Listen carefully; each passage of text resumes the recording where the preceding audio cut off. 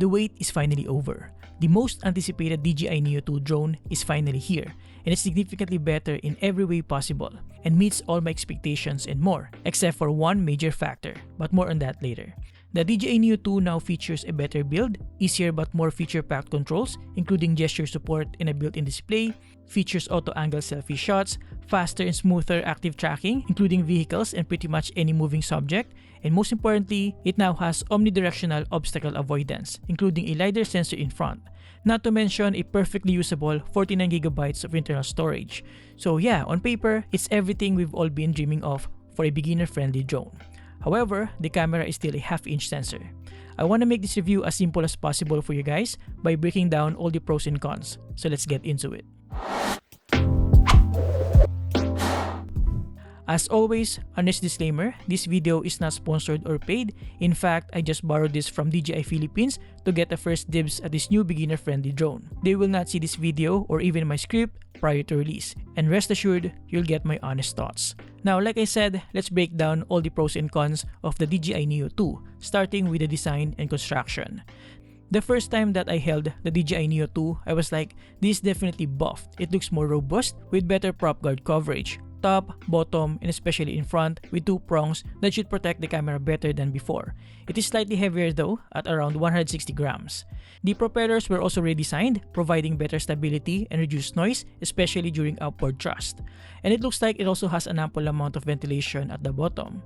The power button is now integrated with the battery, and the mode buttons are nicely tucked underneath in a more natural position while you're holding the drone, making single-hand operation possible. Now check this out. In front, we have a display for the different quick shots, and you can easily and quickly switch between them using the mode buttons that we just talked about. This makes everything more convenient as you can see the mode, distance, angle, and other info at a quick glance in front. On the other side, we have a LiDAR sensor and an LED indicator for video recording and selfie shots, but more on those later.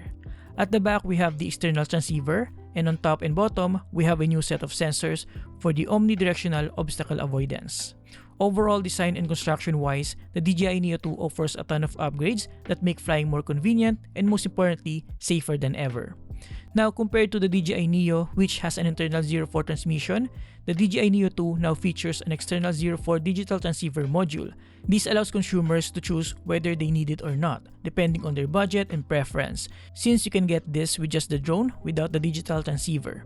This, however, will limit you to auto modes and mobile app control. You'll need the digital transceiver if you want to use the DJI RC N3, RC Motion 3, Goggles N3, and others. So I guess it's both a pro and a con depending on how you look at it. Now, another pro of the DJI Neo2, and this is actually quite massive, is the fact that from zero obstacle avoidance system on the Neo, it now has an omnidirectional obstacle avoidance system featuring a couple of cameras top and bottom, a pair of downward infrared sensors, and a forward-facing LiDAR sensor. This means that obstacle avoidance should work even in dim or complex lighting environments, and it now works above water, which the previous Neo struggled with or was not even recommended at all. And as per testing, it works quite well. I haven't felt this secure flying a drone that I'm even comfortable having my 4-year-old toddler play with it by following him around, and as you can tell, he's having so much fun. This is probably the main reason if ever I'll choose the DJI Neo2 over the DJI Flip or any mini-series drones. You can set the obstacle avoidance to either bypass to keep up with the subject or brake to make it hover in place.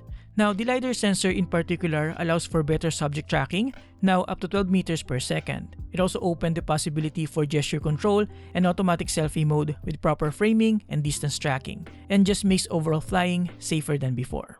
I definitely noticed that the tracking is snappier than before and able to keep up with my toddler moving in different directions in a pinch. I also find the gesture control quite handy, as you can control the position and distance by simply waving your hand, and even if I was holding a smartphone, it was still able to recognize the gesture. Plus the addition of the Hitchcock zoom, which is kinda cool to be honest. We also had so much fun with the new selfie shot feature. You can choose different angles such as wide, full body, low angle, and others, plus the number of sets per shot and single or multiple shots depending on your preference. And as you can tell, the images from the selfie shot feature turned out pretty decent, vibrant with good dynamic range. Now, the battery on the DJI Neo2, although appears slimmer, was also improved from 1435 mAh to 1606 mAh with up to 19 minutes of flight time, but that's with prop guards, 17 minutes without. But in reality, I'm getting around 13 to 15 minutes, which is just slightly longer than the DJI Neo. And I definitely felt that. I got the same range anxiety as before. So yeah, maybe we can consider that as a con or perhaps neutral given its restricted size and weight. But what I'm sure of is a pro is the increased internal storage, now up to 49 gigabytes. So you probably might run out of battery before you can feel the internal storage. By the way, wind resistance was also improved up to level 5. But enough of these physical and technical features, let's go ahead and take a look at more sample shots so that you can have a better understanding of its camera quality. Another pro of the DJI Neo 2 is of course the intelligent flight modes and the improved active track feature. We still have the usual follow mode, droney, circle,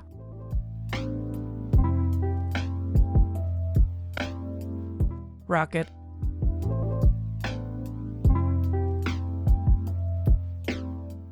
and others from the Neo.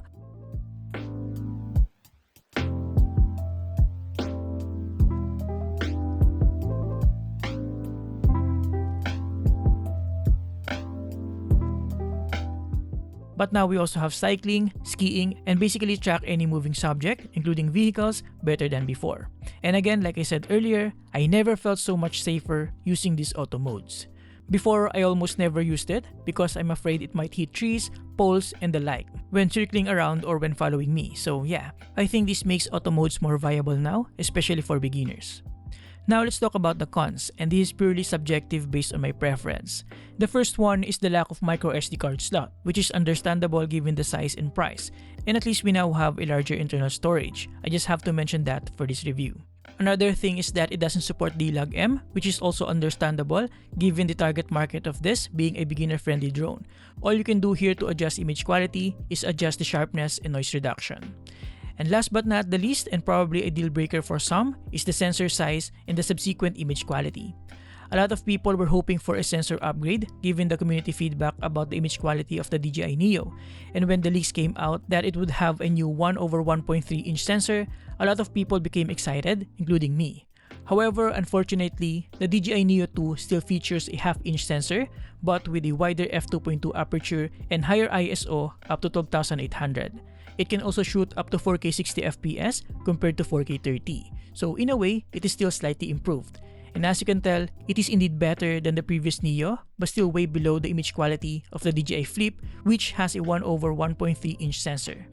And while I'm one of those who are anticipating the DJI Neo 2 to have a larger sensor, I kinda understand the reason why it's still a half-inch sensor for a couple of reasons. One, it's physically impossible or at least challenging to fit a larger sensor on virtually the same form factor. It would require a larger chassis, resulting in a bigger battery, a heavier weight, and possibly a complete redesign of the gimbal and other design elements, resulting in a higher price tag.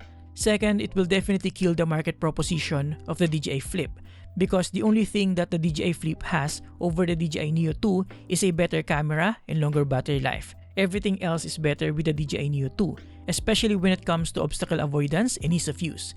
And I honestly think DJI is clever on this. We're now forced to choose between the DJI Neo 2 or the DJI Mini 5 Pro, because if you simply want the best beginner drone with all the safety features, the DJI Neo 2 is definitely the way to go. But if you want the absolute best image quality and longer flight time, then we have to save up for the DJI Mini 5 Pro. The DJI Flip still has an appeal with its good camera and longer battery life, but the lack of omnidirectional obstacle avoidance might be a deal breaker for some. With that said, personally, the camera is still definitely the limiting factor for me to consider the DJI Neo 2. Not a total deal breaker, but definitely a bummer. And for sure, a lot of people are still going to be perfectly fine with the camera quality of the DJI Neo 2, especially for social media postings and for simply capturing life's best moments. And that's about it, guys. Those are what I think the pros and cons of the DJI Neo 2. Let me know in the comments below if you agree or not. By the way, you can get the DJI Neo 2 in 4 variants. I'll put the details on the screen so that you can check it out. If you're interested in getting the DJI Neo 2, please consider using my affiliate links below. It will greatly help me sustain this channel. Thank you for watching, subscribe if you appreciate this video, and see you next time. Have a great day, guys. You're awesome.